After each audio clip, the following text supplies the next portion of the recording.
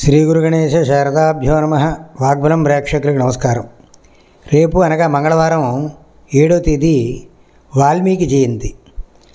జీవితంలో ఏ విధంగా మనం ప్రవర్తించాలి, ఏ విధంగా ఉన్నతమైనటువంటి స్థానానికి వెళ్ళాలి, ఇబ్బందుల్లో ఉన్నప్పుడు ఆపదల్లో ఉన్నప్పుడు ఏ విధంగా మనం ధైర్యాన్ని తెచ్చుకుని బయటపడాలి, సమాజాన్ని ఏ విధంగా చూడాలి, సర్వప్రాణుల పట్ల ఏ విధమైనటువంటి ఆదరాభిమానాలు ఉండాలి, జీవిత గమనం ఏ విధంగా ఉండాలని రామాయణ రూపంలో, ఆ కావ్య రూపంలో వాల్మీకి మనకు అందించినటువంటి నారద మహాముని చేత ఉపదేశింపబడినటువంటి రామాయణ అంతర్గతమైనటువంటి విషయాలన్నీ కూడా మనకి తేటతల్లం చేసినటువంటి మహానుభావులు వాల్మీకి.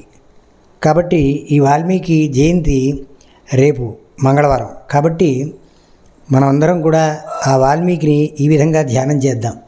కూజంతం రామ రామేతి మధురం మధురాక్షరం ఆరుహ్య కవితాశాఖం వందే వాల్మీకి కోకిలం అని ఈ విధంగా వాల్మీకిని మనం ధ్యానం చేద్దాం.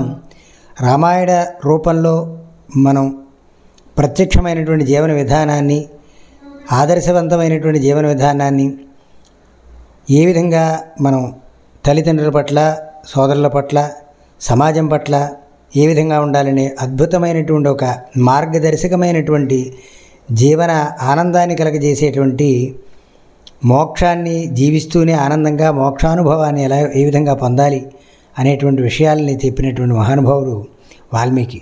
కాబట్టి ఆయన జయంతిని పురస్కరించుకుని ఈ విధంగా ధ్యానం చేద్దాం.